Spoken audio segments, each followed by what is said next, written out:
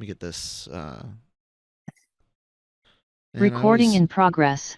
It's like I always forget to do the backup first, and then that's in there. Anyway, I'm probably cut that out. It's an interesting color scheme, like green and yellow. Is that an Oakland Athletics shirt or something? It's a Hawthorne Heights band shirt. Oh, okay. I didn't know you knew Hawthorne Heights. Oh, come on. I know who Hawthorne Heights is. I, I, I don't know these. I don't know these things. I don't know what type of music scene you were into. Oh, yeah, I'm in all kinds of music. Like I don't necessarily have a preferred music. Like, and I don't hate any certain genre. Yeah. Just like some people are like, oh my God, I hate country. It's like I hate country. It's nuanced. It's not all country, but like I like some of the older stuff, things that are closer to maybe country and bluegrass. And when I say old, I mean like before Reba and Garth, like you're like before racist them. country. No, I'm not a what's his name?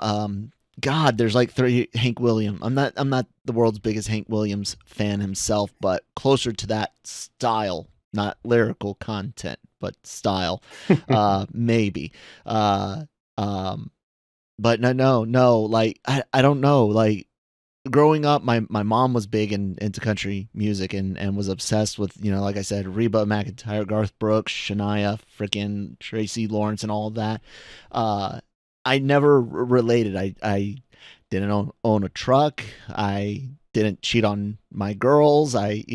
Girlfriends, or my wife now, of course. I I don't know, man. The men hate men in country music, and the women hate men, and everyone is just garbage. And like, I had nothing to relate to. Most likely, like people listening to this conversation right now. So, guys, good morning. Welcome back to the Daily Cup of Genre after kind of lackluster week of or not lackluster, but very few shows of us last week.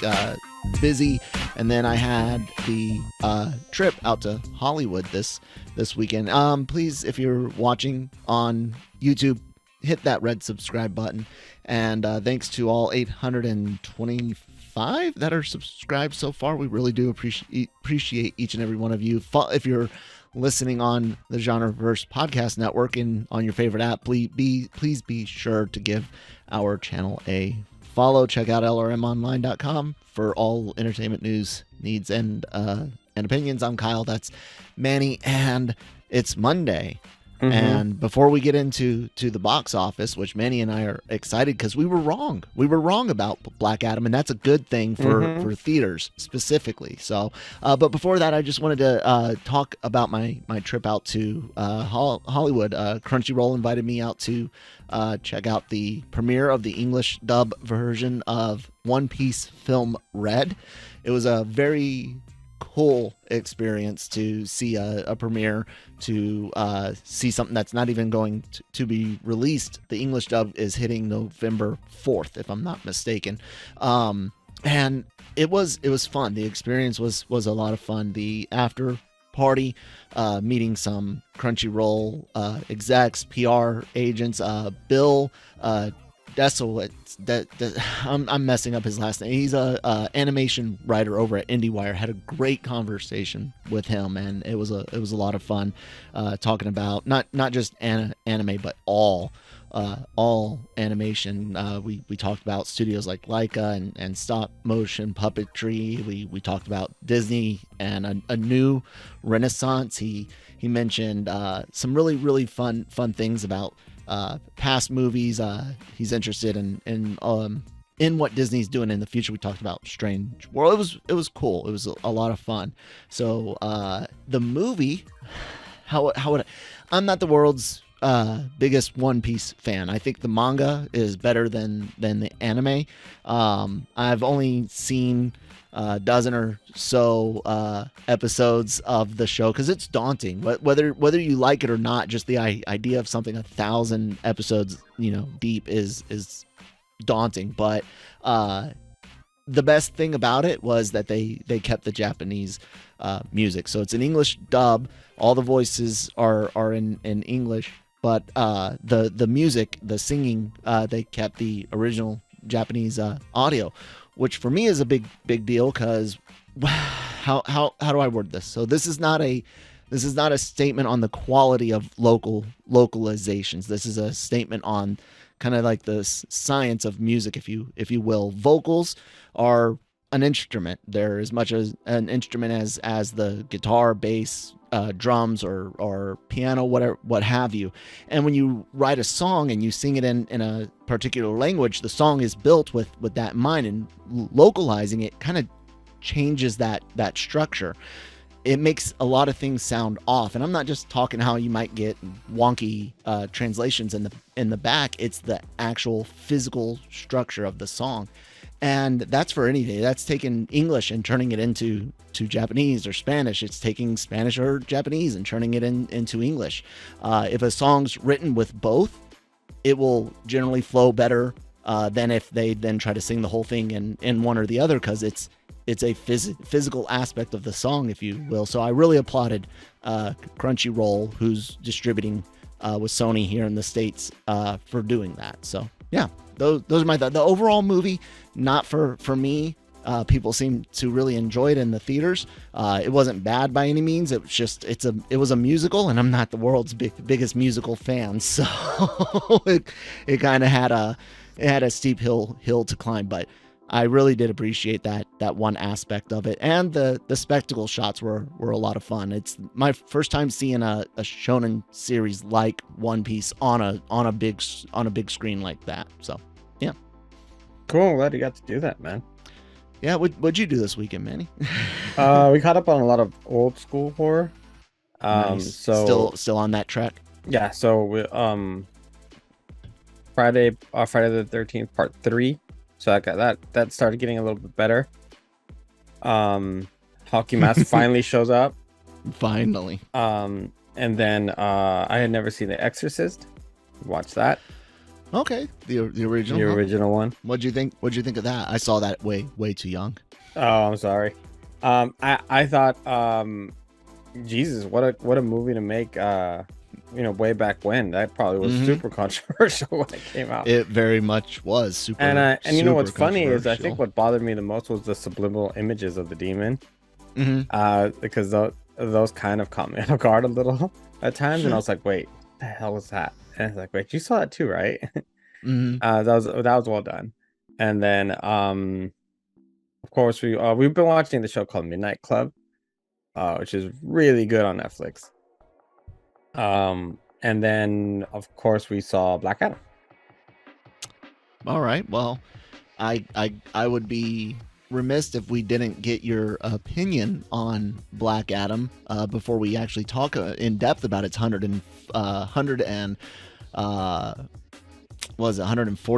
some odd million. Yeah. What did you think of Black Adam, man? So Black Adam to me was a solid B. Okay. Which is a good score, ladies and gentlemen. B does not mean bad, okay? where it really lacks is in some of his CG shots.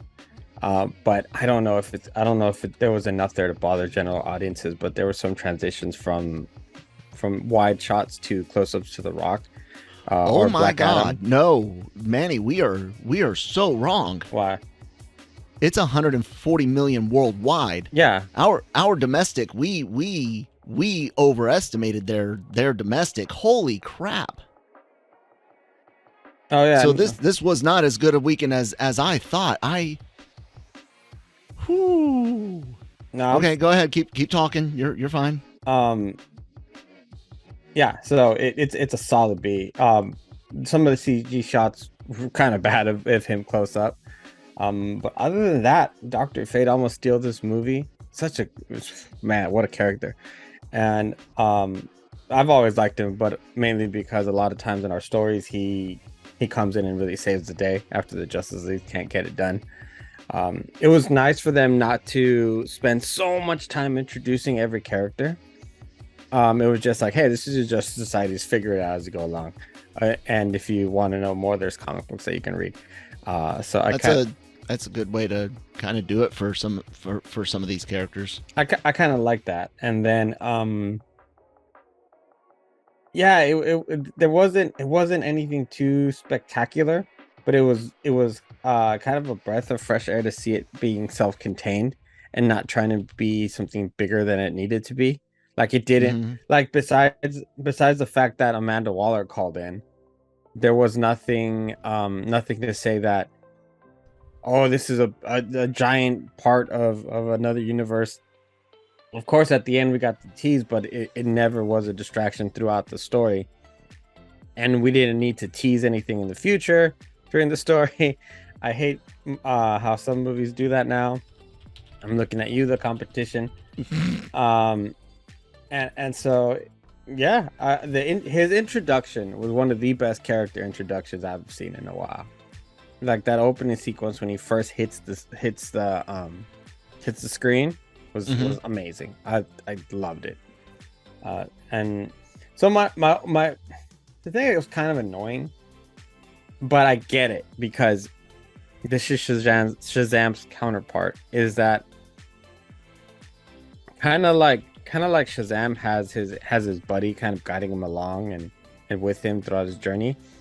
A Black Adam has a kid he kind of befriends as well throughout the movie, and it was at times it made it feel a little cheesy, but because it's supposed to be Shazam's counterpart, I get it though. Like, okay. And so when you put them against each other, you it's almost, like putting this kid at odds. One thing they did really well was the Justice Society does not get involved in this region until Black Adam shows up. And Black Adam is actually trying to help this region, but in his own way. But once he starts killing people, like you've seen in the trailer anyway, that's when the Justice Society decides to step in, and everyone's like, you've never been here. what do you do? So that's an interesting dynamic, and that did actually clearly to me did make it very much an anti-hero film, because there was a grayer line than just not than killing a person. It was when do you want to be a hero, when do you not, especially in a region where it had been taken over by outside militia that and so again, solid B, very wildly entertaining. The Rock is great as always. And then I don't know how much people know about it already. We knew about it, but I had more of an emotional reaction than I ever thought I was gonna have to that clip at the end. Okay. I was very surprised. I knew it was coming. It worked for you? Oh yeah, I knew it was coming, and yet I was like, okay, I guess that means a lot more to me than I thought. Interesting. If audience out there, if you guys want to hear more thoughts on Black Adam, Friday's episode of Breaking Geek, they did a really good 45-minute dive into it. So check that out here on the Genreverse Podcast Network and YouTube channel. Manny, the box office. So when I saw all the headlines this morning, I feel kind of like media is bullshitting, and because here in the United States, for anyone outside of the North American audience, generally when you hear estimates or box office reports, they will separate clearly. If there is nothing on it talking about a worldwide total, most of the time you assume that's just the domestic, and usually predictions are for the domestic box office, because it's a lot harder for us to judge what a movie's going to make in the UK, Spain, Korea, South America. So I brought up, here's the thing. I brought up a whole bunch of movies, related movies. So Black Adam made 140 million worldwide, 67 million, only 67 million in the domestic. For those outside that don't know, that's the North American side, includes Mexico, Canada, and the US. And 67 million is way lower. Like, we overshot. Like I said 110. I'm shocked. Brian said like 80 on a private conversation or offline, whatever you want to call it. For a little bit of context, the Eternals made 71 million on its opening weekend, and that was last November. We have Doc Strange back in May with 187, Thor back in July with 144, and these are all just domestic openings. And the Suicide Squad, the last, that was the last DC movie, right? The Batman was.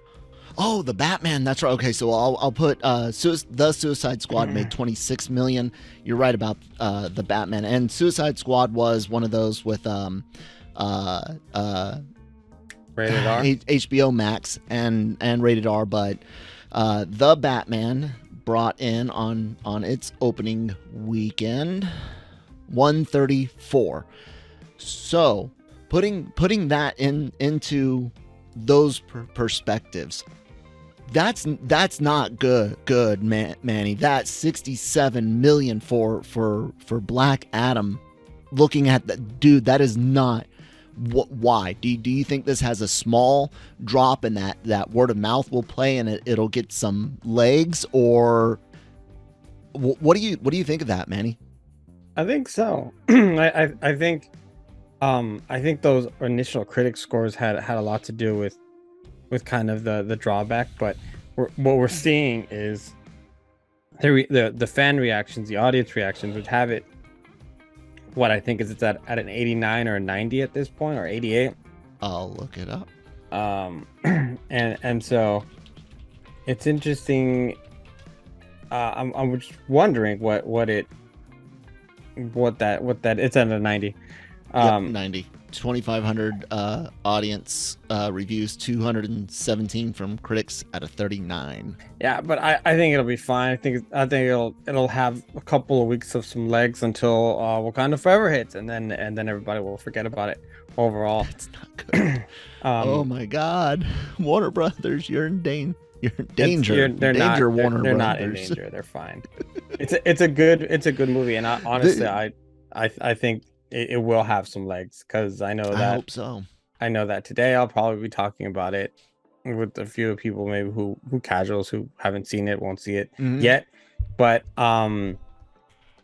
it's not terrible. I mean, you know what is terrible? The one thing I did not the Eternals. No, the one thing I did not expect out of this list this week was the fact that Halloween Ends had an 80% drop and it fell behind Smile. Yeah, that was a shocker to me.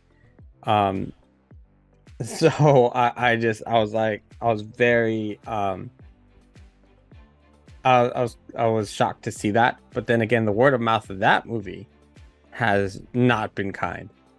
Yeah. And yours played into that. You guys can check out Manny's more in-depth review. What day was that? Were you 6 days ago, last Thursday or Friday, whatever it was, or Tuesday, whatever it was. You guys can see it. It's here on the YouTube channel. Halloween Ends slays weekend box office. So yeah, that was our last Monday. And Monday then show. And then we had talked about to see how rom-coms would be doing. What's the health of them? Yes. 16 million. Yeah, I mean, but Manny, that is 4 times what Bros made. Yeah, guys, four times nothing is still nothing. No, it's you're not, talking. Don't call it nothing. 16 mil for a rom-com is not nothing.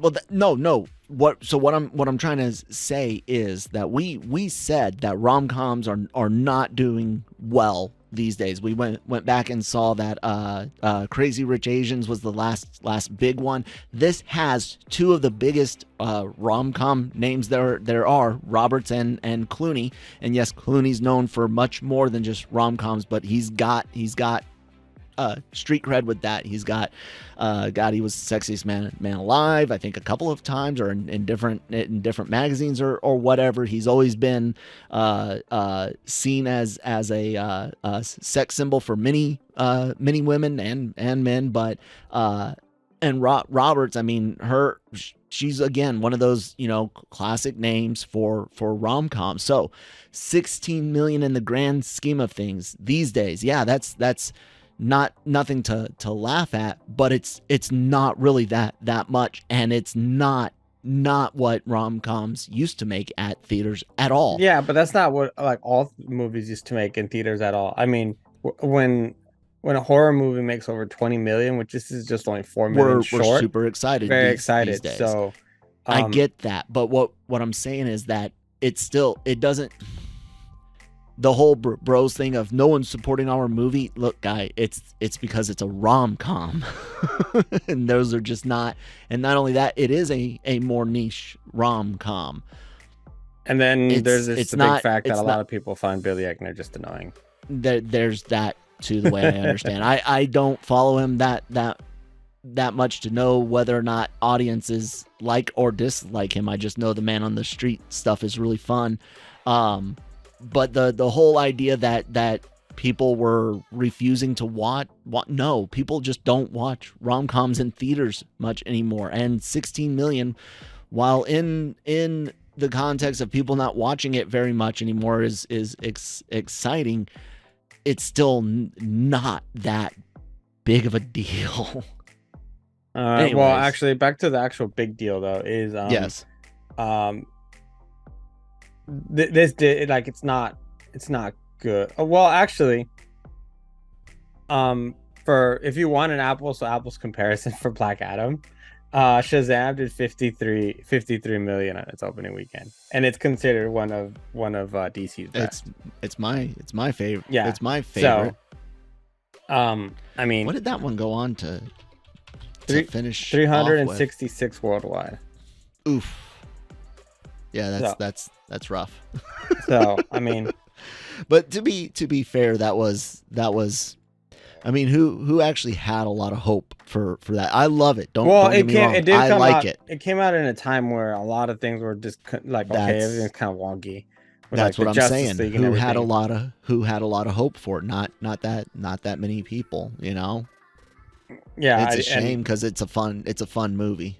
Yeah, so I think that seeing some of these characters in this film, Black Adam, that is, it does give the DC universe a little bit of hope. It's not game changing. It's not, you know how he claims that everything changes and this, nah, like everything. That's what I was gonna ask. Like everything's relatively the same, except for the fact that there is a threat now that plays by his own rules, and so I mean, with that idea, Manny, where you're talking about, does it change anything?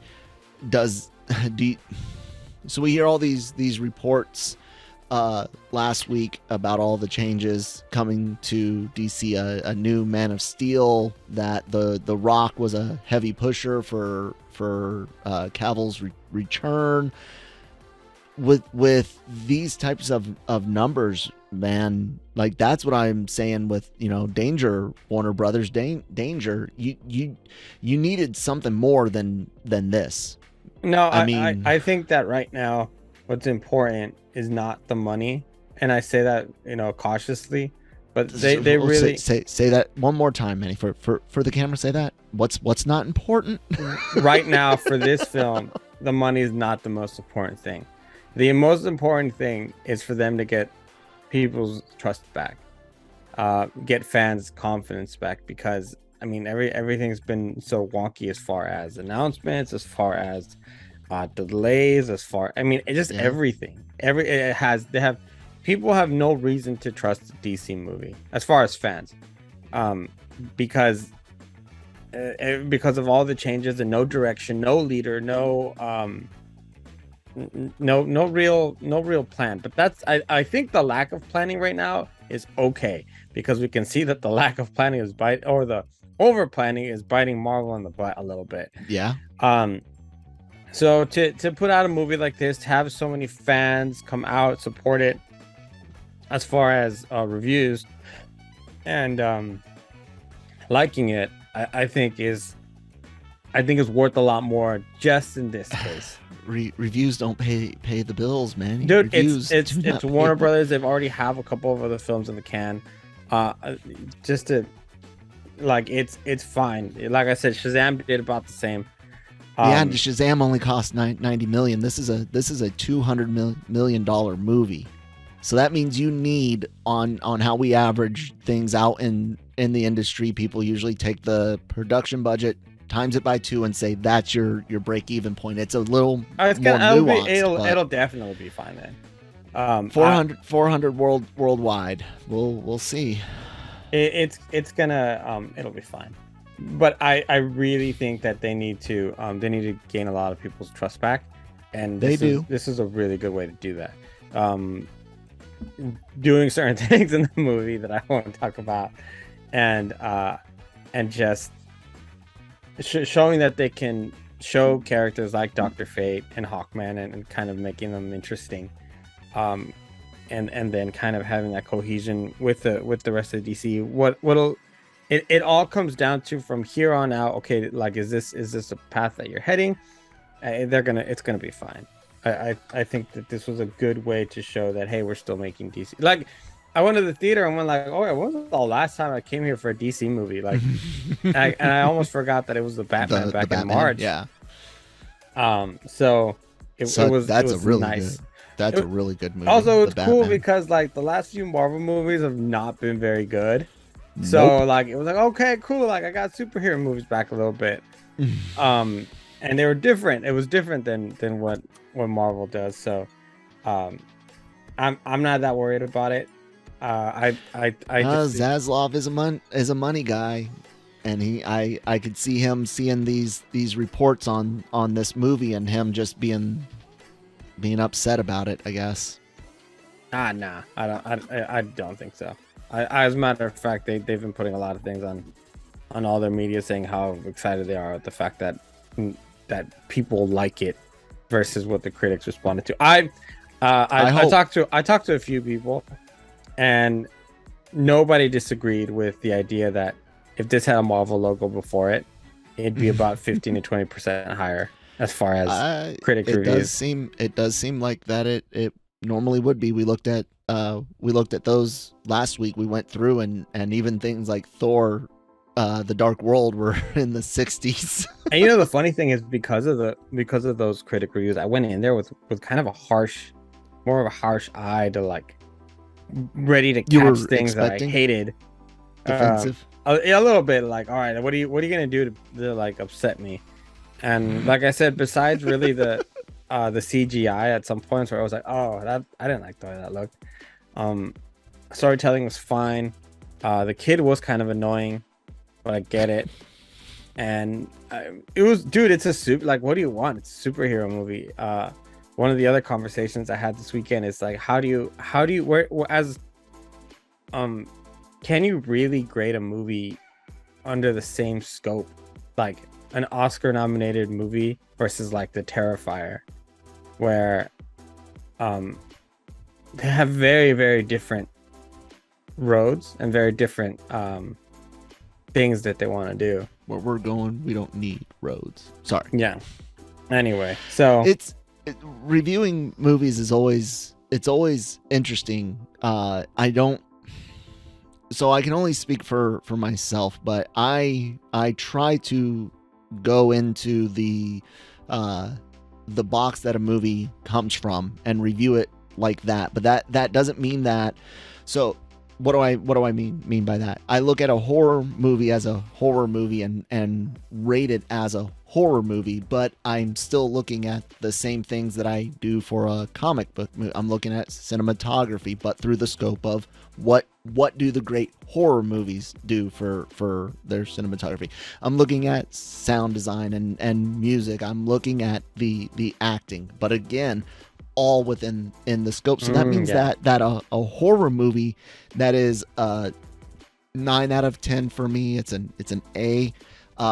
It's getting the same attention to detail that I give to a comic book, a drama, a sci-fi adventure. Like, you can in a way compare them, but I don't know if other critics do that, or if they're like, this is what cinematography should look like, and you pick, I don't know, Schindler's List for example, and they judge all cinematography to that. You can't, because they're not everything's meant to be shot like a movie like Schindler's List. You and I have seen that, and we've also seen. I do enjoy how sometimes you go through some of these reviews and see that sometimes they're very biased against a certain actor or director. Yeah. And yet, they're accredited to be able to give their opinion as far as a film in total. We saw that a lot with James Gunn and Suicide Squad, where there was still a lot of critics out there that were very, very harsh against James Gunn. And it had nothing to do with the movie. So nothing. It's exactly. And at the end of the day, even a critic's opinion is just their opinion. Yeah, absolutely. I mean, it's number one reason. It's the number one reason why I don't get into anime or manga writers, artists, directors for very much. I know very few names because I don't want to have that. I want to try to avoid that bias, and I also want to try to avoid potential heartbreak if the creator does something wrong. There's a manga series, Rurouni Kenshin. Americans might know it as Samurai X. The creator, author, artist, whatever creator, did some very, very bad things with kids, apparently, or kid related stuff. And yeah, that's not good. And if you're wrapped up on creators and things like that, having them do something in their personal lives can really affect your ability to enjoy the things that they created, even before those allegations came out. So I don't get connected to a lot of. I try not, because here these days, if you say something's a Marvel movie, there's a whole bunch of stuff that comes with it. If it's a Chris Evans movie, a whole bunch of stuff comes with it. If it's a Chris Nolan directed film, you automatically start, getting expectations or the defensive or offensive, whatever the case may be. And yeah, that I think that's one of the reasons why I enjoy the anime so much, is because I don't have any type of loyalty to a studio, to a director. Yeah, sure, I'm super excited about the next Shinkai film, the guy that did Your Name and Weathering with You, but I don't know. I only know those movies. You know what I'm saying? Like, I don't know, but I can talk about all sorts of other crap with James Gunn. I know who his wife is, because I follow him on Twitter and stuff like that, and I know it's Robert Downey Jr.'s long history outside of the, like, all of that plays into things. And yeah, man, I think that's why I've been so into watching so many older movies lately, is as I want to see what kind of the original cinema was, where people got draw inspiration from, even to this day now. I would do that a lot with horror, because I appreciate the genre so much more now. So to go back and to see where zombie started, where possession films kind of not started, but it really took off, for better words. And that way I feel like I can get a better eye as far as what is a good movie and what is not a good movie. Hell, sometimes people ask me, and this was the case for Jurassic World Dominion. It's like, hey, what did you think? What did you think of the movie? And I was like, which version do you want? Do you want a fan version, or do you want a critic version? Yeah. And it's like, well, I want up there. And it's funny because people were like, oh, I want the fan version. I was like, oh, you're gonna have a great time. Yeah. You're gonna love the nostalgia. You're gonna love the dinosaurs, and you're gonna and yeah, you're as a fan of the product, you're gonna enjoy it. And then it's like, wait, what's the other one? It's like, well, do you want me to go into the other one? You want me to tell you why it's a garbage movie on a mechanical level? I haven't seen it. I was just I love dinosaurs, so I'm always gonna have fun with it. But it's I mean, it's just such a weird climate the next few years. This year, for it, as far as film goes, I think that it may be that word of mouth and critic reviews are going to have a bigger impact with so many more people having to watch their dollars. Yeah. So if you tell me something's garbage, I'm not going to risk Less my likely, $40 to go watch it. And then also there's that little voice in the back of our heads that you and I have always been wary of, where people are gonna say, "Oh, Black Adam, like Suicide Squad, like the Batman, I'm gonna wait for that to come out in streaming. Yeah. I already Yeah. have HBO Max. Yeah. Because I want to watch it, but I don't want to watch it for $40. Willing to wait. Yeah, I think there's a lot more people, and like the thing is that the willing to wait now isn't going to buy a DVD or going to buy a Blu-ray. It's exactly. just turning on your TV. So there's that, and that I think will be a bigger problem as far as how much revenue the movie brings in. Speak the truth, hallelujah, brother Manny. we say this all the time, and I know, and for being two dorks who just do this because the internet allows us to, we get quite a few things right. Yeah. I was gonna be happy to have been wrong on my 110 when I thought that it was 140 domestic again, because that would have been great news for theaters. And oftentimes whenever people hear you're simping for some studio, no, our number one simp here in the movie industry right now is for theaters. Like, we are desperate to keep those things alive and going. We are very much anti-streaming. I mean, they've got their certain places, kind of like a game subscription services. If you're using old content that's I'll agree with that. Old content, things like that are okay. Some are originals, but this idea that you can just or super niche things, like I think Shudder probably does relatively well, considering the budget of horror movies and the exposure, and also most horror fans are big on collecting, and they like to actually buy physical media even if they've got a subscription to it.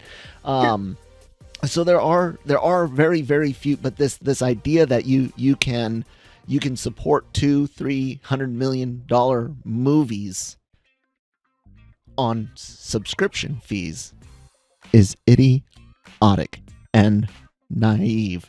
Stop it. It doesn't work that way.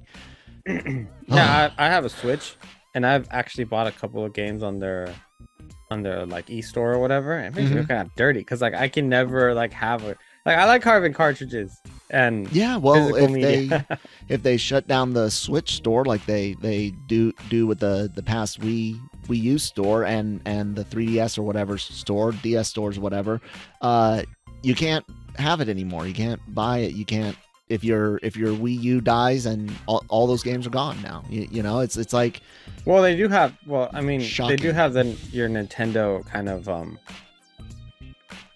the emulators on it, like the with profile or whatever. Yeah, but you cannot take, if you bought Mario 64 on the Wii U, you don't get it on the Switch. Like, that change over. There's none of that. And if they shut down the stores, you're screwed. You know, if they shut down support, you're screwed. Like, it's buy physical media, ladies and gentlemen. Anyways, Manny, you got anything else today, or are we all good for this Monday morning? I think we're all right.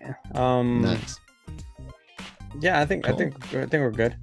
All right, guys. Well, it's been fun today. Thank you so much again for checking us out. Check out the website, lrmonline.com. Written reviews, celebrity interviews that also go up on the LRM YouTube channel. News, articles, leaks, rumors, everything you can imagine, all right there in one place, as are our podcasts. You can check those out wherever you get your podcast from. Daily COG, Breaking Geek Radio, doing everything in entertainment news. You've got Andor being reviewed on the Cantina. Marvel Multiverse Mayhem should be back this week with news and rumors and things to talk about until Wakanda Forever. Anime-Versal Reviews. And what else? Did I miss one? No, that's all the main ones. All of the shows go up on our YouTube channel, as well as AVR Squared's anime reactions, the genre shot trailer reactions. So please do hit that red subscribe button, and yeah, that's it. I'm at that Kyle Malone on Twitter. If you guys want to follow me for some ungodly reason, Manny, where can people find you at? You can find me Manny Gomez Media on Twitter and at riddlemetis_510 on Instagram. All right, guys, we'll see you next time. Bye.